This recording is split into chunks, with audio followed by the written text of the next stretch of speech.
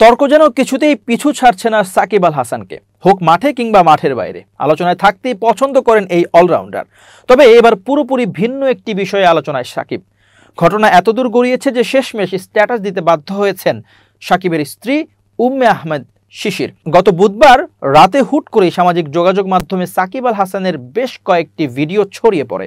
সেখানে সাকিবকে একটি হোটেলে দেখা যায়। এ সময় তার সঙ্গে দেখা যায় বিপিএল এর দল কুমিল্লা ভিক্টোরিয়ান্সের কর্ণধার নাফিসা কামালকে। উল্লেখ্য, এই নাফিসা কামাল বাংলাদেশের সাবেক অর্থমন্ত্রী আহম মোস্তফা কামালের মেয়ে। এরপরে বিষয়টা নিয়ে আলোড়ন তৈরি হয়। নেটিজেনদের অনেকেই সাকিব নাফিসার বিশেষ সম্পর্ক আছে বলে ধারণা করছেন। বিষয়টা নিয়ে এবার মুখ খুললেন সাকিবের স্ত্রী উম্মে আহমেদ শিশির।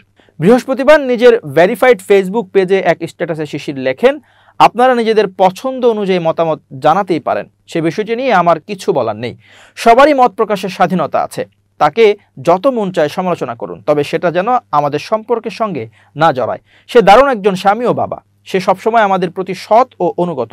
সে এমন কিছু করবে না যাতে আমি কষ্ট পাই। শিশির আরও যোগ করেন, সে এমন একজন ব্যক্তি যে আমার পাশে থাকার জন্য একবার নিষেধাজ্ঞার মুখে পড়েছিল। আমি তার প্রায় সব বিষয়ে জানি। আমরা বেশিরভাগ সময় একসাথেই থাকি। আমি 13 বছর আগে তাকে যেমন দেখেছিলাম এখনও সে একই রকম আছে। আমাদের দারুণ একটি পরিবার আছে, আলহামদুলিল্লাহ। দয়া করে সব গুজব বন্ধ করুন।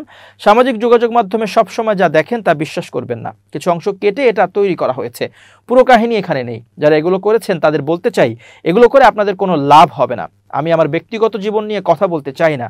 আমি চুপ থাকতে চেয়েছিলাম, তবে এত কল আর মেসেজের কারণে বাধ্য হয়ে বিষয়টি পরিষ্কার করলাম।